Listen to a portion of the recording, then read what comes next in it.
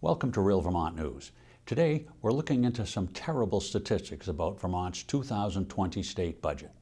It is $6.1 billion, up almost 36% from just 9 years ago. That's about $10,000 worth of state spending for every man, woman, and child in Vermont. If our state population is shrinking a little, and our school population is shrinking a lot, why are we spending $1.6 billion more than 9 years ago? And I hate to tell you, but we have a $4.5 billion debt to pay off too. Now, a great deal of this spending, of course, is to pay public employees' salaries. And the debt is to pay their retirement and health care benefits. But Vermont has 26% more employees per capita than the national average, and only 3 states have more. If we had just the national average number of employees, could we cut our budget instead of increasing it? Here's more food for thought. UVM economics professor Art Wolf says Vermont's overabundance of public employees is due entirely to the large number of people employed in public education. We have more full-time equivalents employed in public K-12 schools relative to our population than any other state, 55% more than the national average.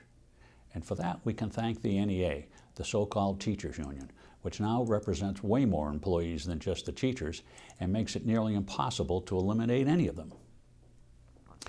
It would be easy to blame all this spending, all this debt, on Democrat and progressive politicians, because they're the ones who come up with these crazy budgets.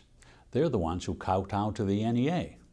But we need to look at ourselves too, because in election after election, decade after decade, we have encouraged spendthrift politicians by voting for them, election after election, decade after decade. We know them. They're our neighbors. We like them, and they're good people. But the Democrat progressive supermajorities in the legislature are spending us into the poorhouse. And electing a Republican governor every now and again will never stop that. So, when you see your local legislators, tell them it's long past time to start cutting the state budget. Cutting it. Reducing the size of the budget increases is not enough.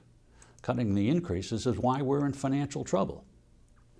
If your local rep agrees, pat them on the back and keep voting for them.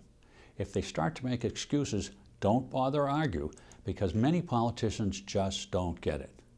A more useful action is to look around for a good, frugal candidate to oppose the big spenders. And if you can't find one, think about running for office yourself. It's the only way we're going to get out of this mess. And that's all the Real Vermont News we have time for. A lot more happened, and we'll be looking into all of it.